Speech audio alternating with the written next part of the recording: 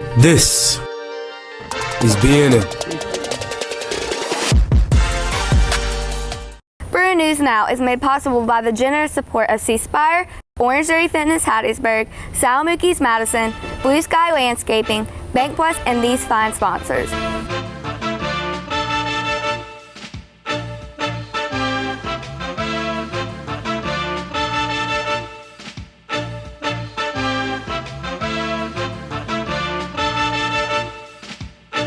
This week on the show, we have the results of this week's homecoming elections. Sports take a look at changes to Bruin athletics coming next year. And surprise, surprise, look for another hot weekend, including for tonight's football scrimmage against Jim Hill. Weather, sports, and all the news are next. Bruin News Now for Friday, August 23rd, 2024 begins right now. From the BNN headquarters on the campus of St. Joseph Catholic School in Madison, this is Mississippi's high school news leader, the state's #1 student-produced weekly newscast, Bruin News Now. Hey Bruins, welcome back to the show. I'm Thierry Freeman. And I'm Mackenzie Cummings. It's season 10 of Bruin News Now, and we're back in our weekly spot every Friday. We have a great show for you today, leading off with the news about this year's homecoming celebration. St. Joe will celebrate Homecoming Week beginning Monday, September 23rd with the big homecoming game that Friday on September 27th. On Thursday of this week, students voted for the 2024 homecoming court. Hold on, Theory. Before we go any further, we have big news to share. We have the certified homecoming court election results. Let's cut to the studio for more. I'm Amy Heitzman from Bruin News Now with the official certified results from the Thursday election of the 2024 St. Joe Homecoming Court. Freshman maids, Danny Cook and Zuri Hayes. Sophomore maids, Kinsley Martin and Abby Stringer. Junior maids, Simone Chandler and Alexa Donaldson. And senior maids, Sydney Collins, Jennifer Crotty, Kate Cosick, and Peggy Seckler. Congratulations to all members of the Homecoming Court. St. Joe students through grades 9 through 12 will have a chance during Homecoming Week, which starts Monday, September 23rd, to choose the Homecoming Queen from among all 4 senior maids. The results of that election will be announced at the halftime show Friday, September 27th. Homecoming football game against Catholic rival St. Joe Greenville. I'm Amy Heitzman from BNN. Now back to Thierry Freeman and Mackenzie Cummings.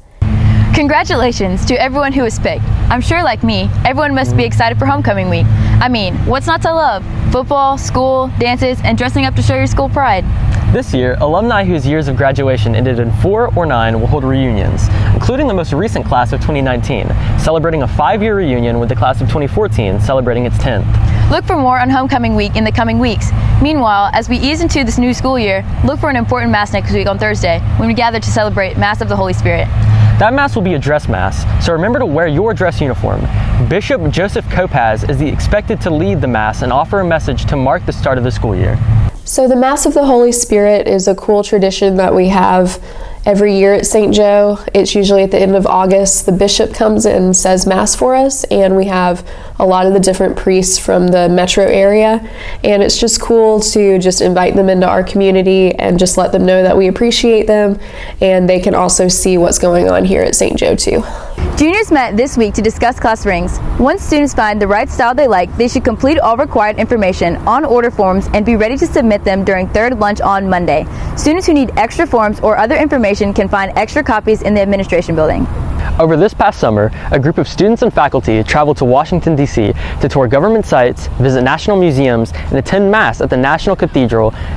In a separate trip, a much larger group of students, parents, and faculty traveled on a school-sponsored trip to Italy and Greece. There, they were able to absorb many beautiful sights, as well as learn about the rich culture and history of these countries. It was so successful, such a beautiful experience and wonderful time. We're definitely going to do it again, 2026. I actually have a phone call with our tour consultant on this Friday, so stay tuned. We will have details about that soon. Next week marks the 3rd week of the school year, and that means the first progress reports of the school year will go out to parents on Friday, August 30th. On that day, teachers will lock your current grades. Make sure you stay up to date with your assignments. After the first progress report, look for one more before the end of the first academic quarter and your fourth quarter report cards. Coming up, we have yet another hot weekend weather forecast. And sports takes a look at changes coming to the MAIS. Don't go away, sports and weather are next. Welcome back, Bruins. I'm Noah Sanders. And I'm John Harris. And this is your Bruin News Now Sports Report.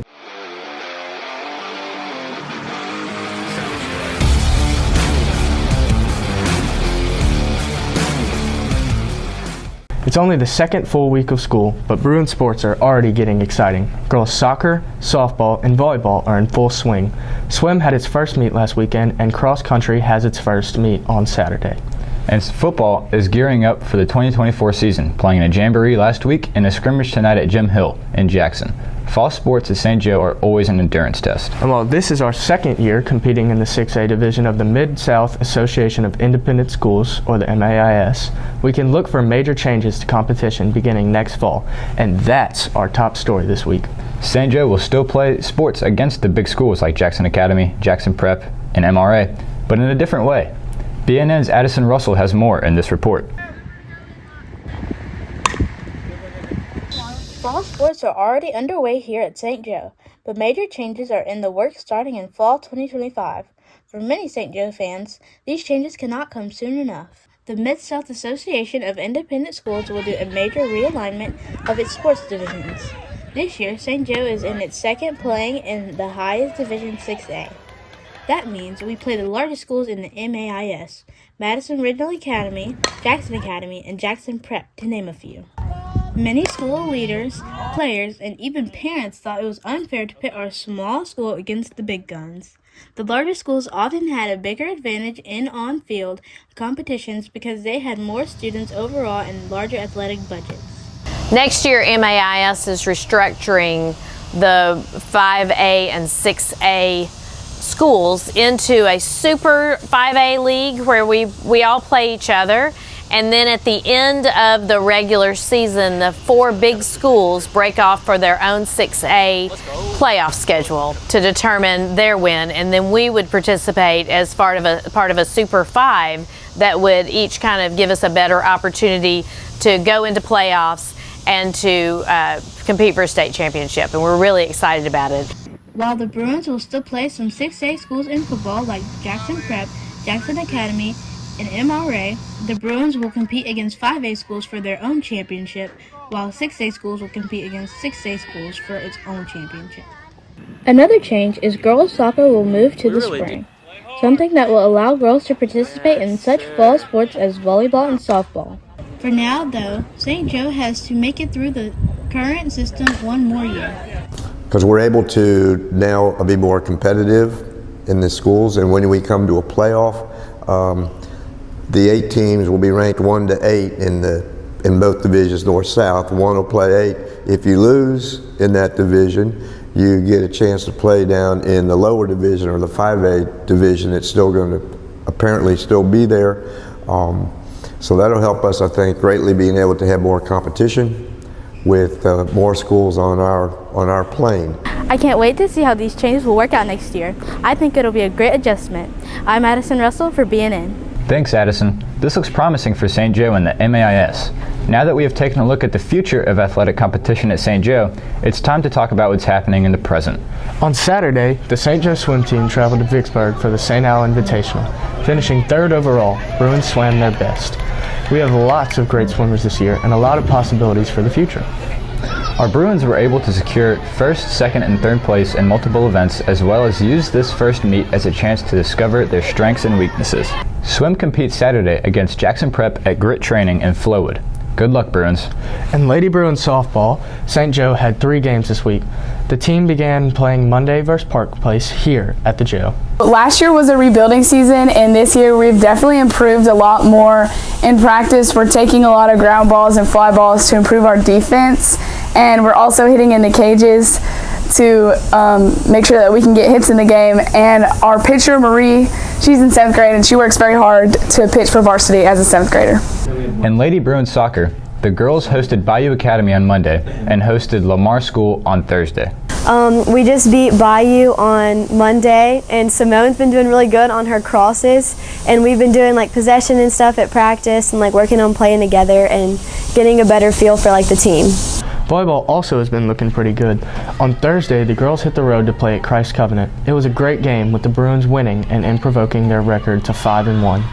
And in cross country, the Bruins opened their running season Saturday and the Victors kick off at the Quarry in Brandon. Meanwhile, Bruin football is gearing up for the 2024 season after playing a jamboree just last week.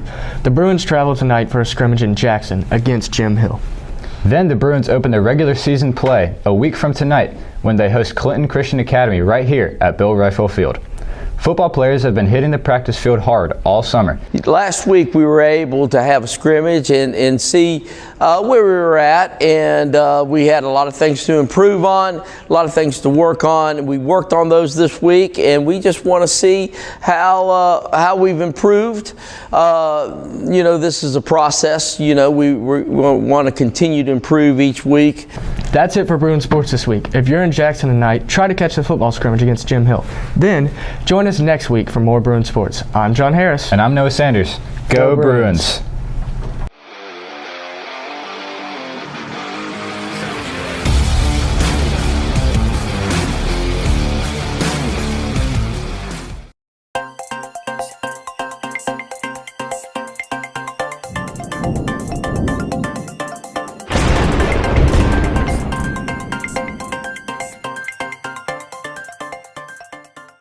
Hello Bruins, I'm Aiken Ogburn, here with your hot football game day forecast. Going to tonight's football scrimmage in Jackson against Jim Hill, well, don't bring a jacket, don't bring a coat, dress comfortably because it will be hot. After a high today of 93, look for temperatures to remain in the 90s to upper 80s at game time, before eventually falling to an overnight low in the low 70s. The sun sets tonight at 7:35, so that should give fans a little relief. For the rest of the weekend, look for pretty much the same. On Saturday, expect a high of 93 paired with an overnight low of 68. Sunrise on Saturday is 6:30 a.m. and sunset is 7:35 p.m. Finally, on Sunday, you should see a huge high of 94 partnered with an overnight low of 69. Sunrise at 6:31 a.m. with sunset at 7:34. No rain is expected today through Sunday. That's it for your BNN football game day forecast. Remember to stay cool and hydrated at tonight's game. I'm Aiken Ogburn for Bruin News Now.